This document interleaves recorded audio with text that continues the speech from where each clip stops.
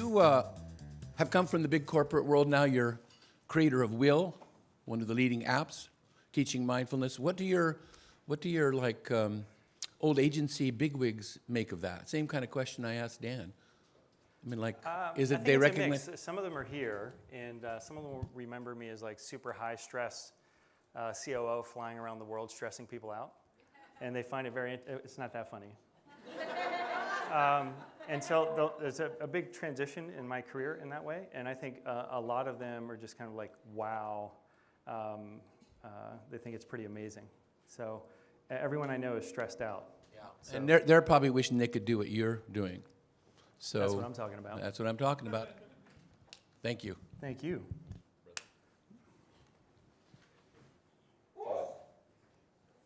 So I'm going to be talking about disruption in corporate culture, and here's a little secret. The heat and the sound was intentional, like I'm messing with you. I'm trying to create some disruption in the space. I couldn't think of a better place to talk about disruption than New York City. I spent 20 years of my career here and absolutely love the city. But when you talk about the pace, the anxiety, we're blocks away from Wall Street and the capital markets, right? Lots of chaos going on there. We're blocks away from ground zero and sort of what the city went through and recovered there. We're blocks away from Donald Trump's hair. And like the amount of disruption in the city just sort of feeds right into what I'm going to be talking about. So disruption and the connection to corporate culture and what I'd like to explore with you today is not so much about the major events like terrorism, like politics, et cetera, that are causing disruption for employees. It's not major events like our company was bought or sold. It's the kind of disruption that happens every day and how it impacts the corporate culture. And the question I'd like to pose as we go through this is, what are your companies doing about the day-to-day disruption that your employees live through? And so let's explore that together. I wanted to start with a definition. So culture is consistent, observable patterns of behavior in organizations. So it's how organizations work. It's how people treat each other. It's what the norms of in a company are day to day. Okay? And so this is what makes up culture. You'll notice that in this definition, it does not include snacks, dry cleaning, or unlimited vacation. Those are perks to make up for a crappy culture. So let's jump in with just a very brief practice. If you could join me in either with your eyes open or with your eyes closed, just take a 30-second break now and come up with one word that describes your culture, the culture in your company. Just one word.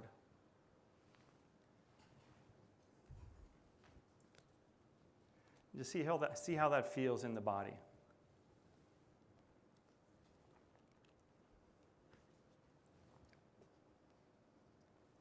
Okay, and coming back with me, I work in the advertising industry for many years, and the advertising industry has been under constant disruption for about 15 years. So particularly with technology and offshoring and how the industry is just being completely changed.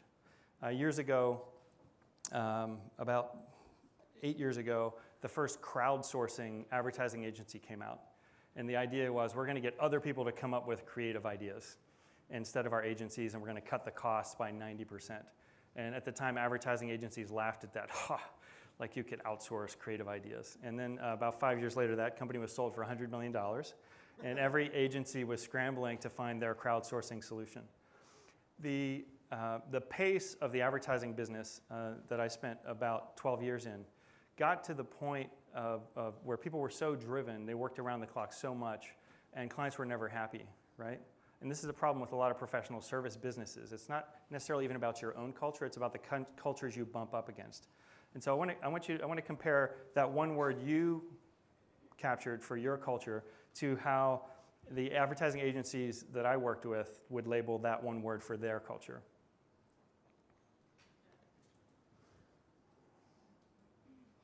Oh, fuck!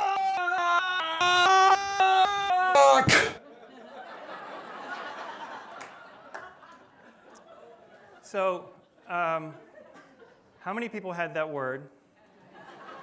How many people want to change their word? No. So kidding aside, it's very easy to get caught up in the pace of modern living where it's 12 hours days, it's nonstop, everything's changing around you, and disruption is the norm. Now, what I want to talk about is some of the disruptive tendencies of businesses that have become the fabric of culture. And it's very hard to call these things out because they just sort of happen. But when you're working within a company, they happen without any conversation or bringing employees into what's going on. And they oftentimes happen without employees having any connection to what does it mean to be mindfulness? What does it mean not to take things personally? What does it mean to be resilient through constant change? Okay? And so by show of hands, how many companies are involved with offshoring? Okay, that's a small number. 90% of companies say that offshoring is critical to their growth strategy for the next 10 years. Okay, and so the offshoring is basically we're going to move an operation from somewhere, say the US, to somewhere else that's lower cost. Okay, now the constant change of offshoring, 20 years ago we saw Singapore was the place to offshore, then the cost gap closed and it was no longer cost beneficial. So now everything's been moved to China. In the past 5 years, the cost benefit of doing business in China has shrunk by 50%. So now things are being moved to India. So it's not even a home country thing of like we have to protect jobs at home. It's we're moving jobs around at a rapid clip. In 2013, 40% of IT jobs globally were outsourced outside of a home country. 40%. Today, it's over 60%. Okay? So what message are we sending to employees when we say employees are our most trusted asset? They're our most important asset, right? But we're going to offshore that shit as fast as we can if we get a cost break, right? You can't really do that, right? And it's kind of stressful. So the messages we're sending to employees about you're really important and we're offshoring, okay? Creates confusion. It affects culture, especially when it happens at a regular clip, right? The next area is co-opetition. How many firms are using co-opetition in the language within their? Okay, so the definition of co-opetition is where I'm going to partner with you until I can screw you over later and bring it in-house, right? I have to partner with you to create something, but once I figure it out, that's coming back in-house. So what we're doing there is we're creating a language around co-opetition as a way of being, okay? How many people think your company, you're training your employees to be in co-opetition with themselves, with coworkers, right? Ask a millennial, are you competing with the people you're working with? I think you know the answer. Procurement's another interesting area where it's become a fabric of a culture. 15 years ago, this was the redheaded stepchild doing, crunching numbers in the back room. Now there are chief procurement officers, and their entire job is faster, cheaper. How do we take 10 to 15% out of the middle of the P&L? How do we save that money year in and year out? Okay? And so what it's doing is we're training employees as a way of being. We have trusted partners that you hire, and we're moving them to cheap supplier, right? So that move from trusted partner to cheap supplier also sends an ongoing message from a disruptive perspective. So as employees are part of the culture, what they're seeing is like, you're our most important asset. And these guys work with me, and I'm like, you guys actually are my most important asset. We're not offshoring for at least 2 years. So I love you. I love you guys. So we're sending these messages to employees, and the way that's coming up is increasing turnover. So here we are in New York City. It is the fashion capital of the world. Turnover, annual turnover in retail is 40%. We are in the entertainment and hospitality center of the world. Turnover is 39% on an annual basis. In the industry I worked in for so long, advertising, right? We're in the creative capital of the world. In the last 10 years, the average turnover for advertising has gone from 25% to 35% for an entire industry.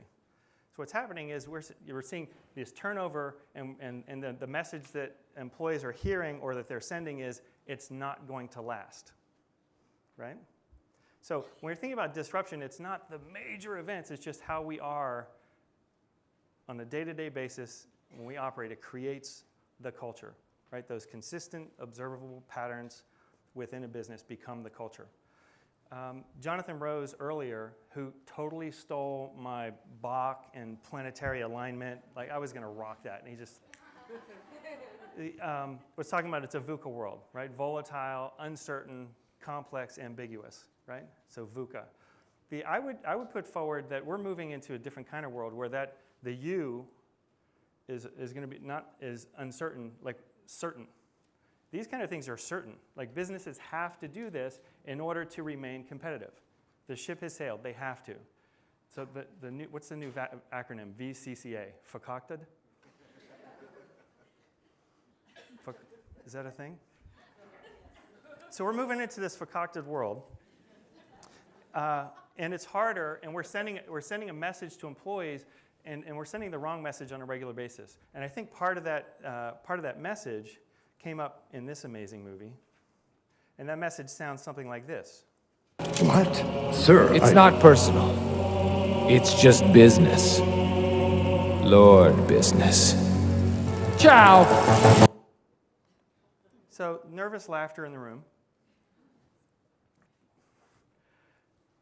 And we can't keep sending this message to employees, right? It's just business. Suck it up, right? Things work. Worse yet, we can't afford to keep sending no business in the face of ongoing disruption. The other kind of disruption we have going on right now is for the first time ever, we got 4 generations of people in the workforce together, okay? Which is kind of amazing. And guess what? They hate each other. You can't get 4 generations together at a Thanksgiving dinner with all hell breaking loose. I mean, so there's interesting things happening in the working environment, right? So you've got the millennials showing up, and they're kind of like, who created this mess? Like, and what's up with office hours? Stupid. And on the other end, you've got the silent generation, right? These are the walking retired, right? Like, don't fire me. Not afraid to leave yet. And everything in between. And companies aren't focusing on how do we get people to work together. These guys have different language, different cultures, different expectations, different ways of being in the workforce. And most companies just say, like, figure it out. Now, for my friend Jim Gimian, part of the silent generation. Was there one before? Is there like wagon wheel generation? No? They're called the traditionalists. Yeah, that doesn't apply to you, Barry. They're called traditionalists, the lost generation, veterans. The silent generation, the reason they're called the silent generation, millennials, pay attention, is back in the day when you would complain, someone would say, shut up. What? Can you imagine? No. Okay, that was funnier when I did it in my head. So we have these things that are going on within the business, okay, and conversation is around this. And if you think your employees aren't talking about like, hey man, we're in this faster, cheaper lifestyle, join a Slack channel, right? Join Yammer. Start talking with employees, see what they're talking about. They'll drop out when you join, but you'll see for a little bit what it is they're talking about. Then you have something else that's happening is sort of the external factors in like major disruption. And so the pace of technology and robots. The World Economic Forum estimates we're going to lose between 5 and 7 million jobs in the US in the next 5 years. 5 years, okay? So people think about robots and they think about like big arm. We got Mark here from Ford. Like I always think about like the big arms building cars, right? That old video. We should be thinking about something different, right? So this picture here is a hotel in Japan. They replaced the check-in staff at the hotel with robots. So if you don't want to check in with this lovely robot, you can check in with the T-Rex robot on her other side. Or over here, not pictured, is the Hello Kitty robot. I want to check in with the robot from Blade Runner. Do you remember her? Daryl Hannah. Arr. Anyway, so we think about robots in a way of like, oh, well, this is all George Jetson kind of stuff. And 5 years ago, it was kind of like, whatever, that'll, self-driving cars, we were talking about that. That's happening. There are 5 different companies in this room right now who have self-driving cars on the road. Self-driving cars will replace your Uber driver. Self-driving trucks will replace your UPS driver. Soon you'll be asked by a robot, do you want fries with that? Amazon's going to go from delivering packages, right, with drones to delivering people with drones. They're called airplanes today. Like this is the kind of stuff that we wouldn't be thinking about not long ago, but today it's happening, right? We're seeing it. And it's part of the conversation. So it's becoming this not only a disruptive factor, but it's impacting the culture. People are talking about things are changing fast, and is my company equipped?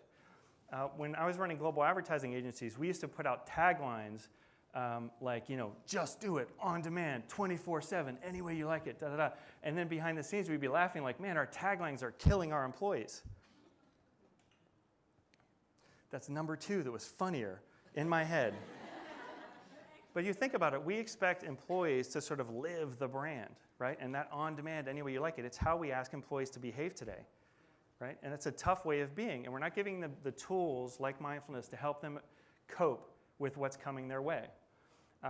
We have espionage as business. The Justice Department has about 500 lawsuits against China, right, as a nation, for theft of US technology, right? So this whole idea of we're going to steal your technology, incorporate it into our products, and then sell it back to you. The Justice Department estimates that we've lost $60 billion and over 5 million jobs in the past 10 years to that. And the pace is picking up. It's affecting every country on the planet. So this idea of we have some special technology that could be taken and incorporated into another business or actually done by a country, this kind of disruption these are things we've never seen before. It's become part of the conversation of what employees are dealing with and what companies think they're dealing with at this level. But the truth is the conversation occurs at the employee level, okay? The other thing we have going on is outsourced innovation. Today there are 7 million people working in technology research jobs around the world. This is not technology jobs like the folks working behind the Genius desk at the Apple bar. These are people working in technology innovation jobs. How do we use technology to transform industries? And the way this shows up and the way it impacts culture is that kind of disruption is the new norm. So this eye chart was put together by a very successful investment banker here in New York. And what they've done is created an awesome business based on fear, based on disruption, okay? So this is e-commerce. And what you have is on one side is like these are marketers trying to reach consumers on the other end.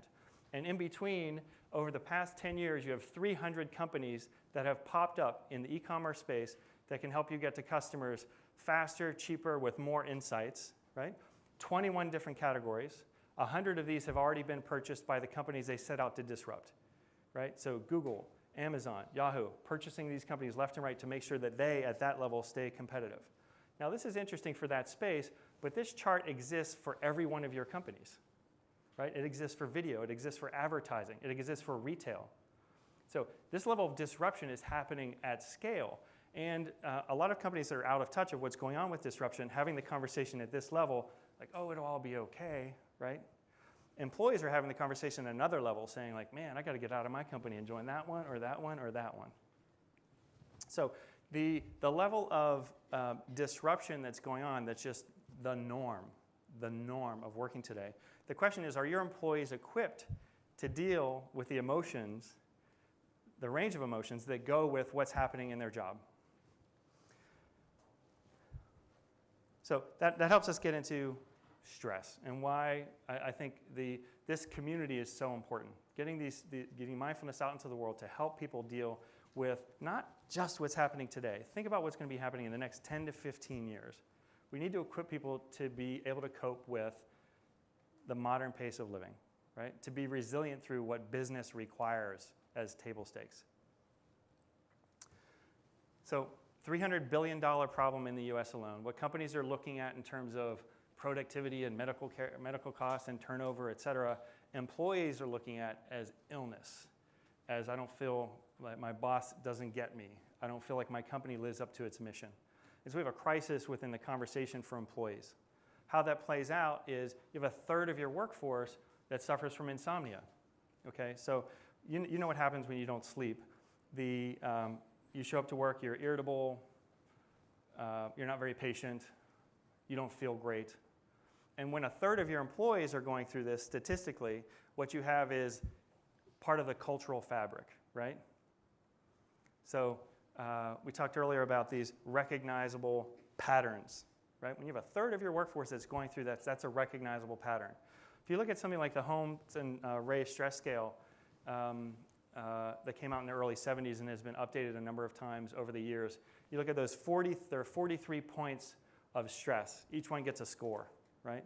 And if you get over 300, you're at high risk of serious illness and cutting years off of your life. So the interesting thing about this scale is when you look at it today, across those 43, you have a lot of stress indicators that are significantly on the increase, okay? So going down this chart, divorce rates are on the rise.